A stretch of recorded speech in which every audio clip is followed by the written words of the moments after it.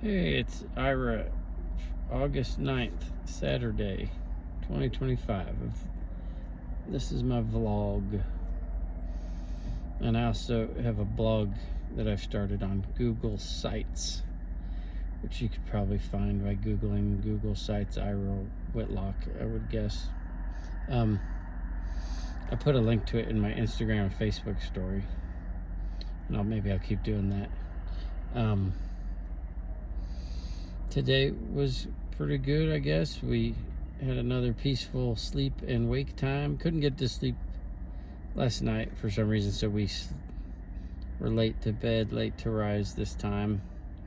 Shortened our day a bit. We weren't feeling real well to start with, so we decided to go to the library to do our work.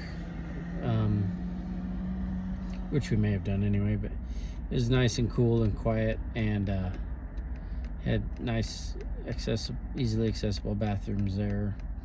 I was at the University of Wyoming, and they had a student center there too that is open to the public, and it was Saturday, so like the services and stuff were closed, but we were able to hang out there until the library opened. The library was just open 1 to 4, so it was very limited, but we got there about noon. The buses weren't running either, but because it was Saturday, we were able to park right on the street in our van. So we went in the student center. Actually went in like the lower level, like a basement in there, and our student union, and they had like the Pokes Pub or something. I think the cowboy is the mascot for the university, but I think they also they call people that go there cowboys, but they also call them Pokes, I think. So I think it was Pokes Pub, and it was cool. They had, it was all closed and stuff down there, but because the semester hasn't started, but they had pool tables, dartboards, pinball machines. They looked like they served beer down there. It just had a big old area for hanging out. And anyway, then when the library opened, we went over there and to the same spot we were in the last time we were there, and we just worked on stuff. Our oxygen today seems good. We checked our oxygen levels. We're not feeling too fatigued, so doing pretty good. Our car leaks oil. It's old. It's like 250,000 plus miles, 20 years old. So that's pretty normal to leak some oil.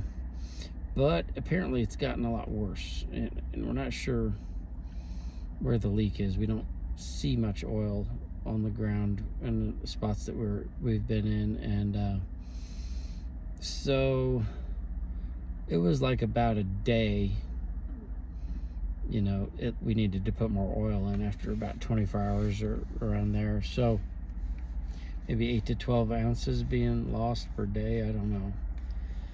So we got to stay on top of that and see what we think. There is a slight squeak in the passenger front and from the engine compartment, and Nikki suggested maybe it was some of the oil that's leaking getting on the accessory drive belt, which maybe that's true. And I don't know. We don't see where the leak is. The squeaking could be a water pump pulley. I don't know, but we will see what happens there. We're not feeling that it's urgent at the moment to do anything. We were just at a mechanic and just had work done, and they checked a lot of stuff and everything was fine. We'll see what happens, but we'll keep an eye on it. At the library, I worked on I'm trying to finish signing up for Fiverr. I talked some about that yesterday and blogged on that, but I used my laptop, so that was a part of the problem. It wanted me to apparently do stuff on a or a desktop, I think it said, but a laptop seemed to work. Using the phone was not. you couldn't see certain things apparently. So I got a little further along on that. I think I need to do some more research on beginner freelancers or sellers on the site, to see what all these people are doing, because I need to be competitive, to some degree with these people. So that it's an interesting site because it has all kinds of freelance work you can do, and writing is just one of them. And then within writing, there's all these specific subcategories they list. And it's kind of interesting. Like so like what you do is you go and you set up what they call a gig, which is your offer to work. And then buyers would go on and choose what you're doing. And so you could have multiple gigs. Like you could have an editing and proofreading gig. You could have an article and blog writing gig, for example. So I chose the editing and proofreading at first because I've noticed that almost anything you read or hear on the internet nowadays has typos and mispronunciations and bad grammar. It's so rampant. But so I chose that. But looking at the examples of level 1, that's like beginner sellers, level 1 sellers that are doing well, they're really highly specialized and have like kind of like elite knowledge or education or work experience. And like people were like, I'll help you write your Harvard acceptance letter or whatever. Or people are like, I'll write your medical article. Or and some people were just more general, like I'll help you proofread and edit stuff. But then they'd have like a bunch of work and education experience specific to that, and I don't really have that. So I'm kind of feeling like I don't know how I can compete. And some of these people were just doing it at a really low price too. So I honestly don't know. All I can do is try and see what happens. I don't know how I'll compete with these people though. But there are other sites for freelance writing, like Upwork and actually Craigslist. This is what I heard this online. A freelance writer was showing an instructional video on that. And she said, her name is Alexandra Fasulo, I think. And just so I'm not ripping her off or anything, that's who I got it from. Craigslist, you can go on, freelance writers, and there's like buyers looking for someone to freelance write articles, for example, and pay like $100 or something. So that might be more where I want to go. I'd like to get my Fiverr set up because it seems like that's kind of the standard place to start from what I'm seeing online, and that it's good to have that and to build up your freelancing work there. But I may end up trying this other stuff too at the same time.